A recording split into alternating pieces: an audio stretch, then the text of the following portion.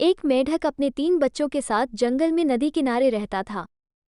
उन चारों की दुनिया जंगल और नदी तक ही सीमित थी। बाहरी दुनिया से उनका कोई वास्ता नहीं था। खाते पीते बड़े आराम और मज़े से उनका जीवन कट रहा था। मेढक हृष्ट-पुष्ट था। उसके बच्चों के लिए वो दुनिया का सबसे विशालकाय जीव था।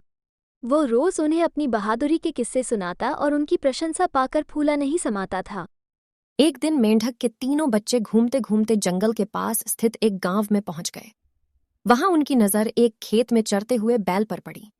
इतना विशालकाय जीव उन्होंने पहले कभी नहीं देखा था। वे कुछ डरे, किंतु उसकी विशाल काया को देखते रहे। तभी बैल ने हुंकार भरी और मेंढक के तीनों बच्चे डर के मारे उल्टे पांव भागते हुए अपने घर आ गए। बच्चों को डरा हुआ देखकर जब मेंढक ने कारण पूछा तो उन्होंने विस्तार पूर्वक बैल के बारे में बता दिया। इतना बड़ा जीव हमने आज से पहले कभी नहीं देखा। हमें लगता है दुनिया का सबसे विशालकाय जीव आप नहीं वह है। अपने बच्चों की बात सुनकर मेंढक को बुरा लगा। उसने पूछा, वह जीव दिखने में कैसा था? उसके 4 बड़े बड़े पैर थे, एक लंबी सी पूंछ थी, 2 नुकीले सींग थे। शरीर तो इतना बड़ा कि आपका शरीर उसके सामने कुछ भी नहीं।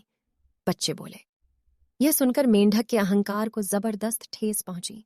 उसने जोर के सांस खींची और हवा भरकर अपना शरीर फुला लिया। फिर बच्चों से पूछा, क्या वह इतना बड़ा था? नहीं, इससे बहुत बड़ा, बच्चे बोले। मेंढक ने थोड़ी और हवा भरकर अपना शरीर और फुलाया। क्या इतना बड़ा? नहीं नहीं, और बड़ा। मेंढक ने जंगल के बाहर कभी कदम ही नहीं रखा था। वो कभी बैल देखा नहीं था, उसे बैल के आकार का अनुमान ही नहीं था। किंतु उसने मानो जिद पकड़ ली थी कि अपने बच्चों के सामने स्वयं को नीचा नहीं दिखाना है।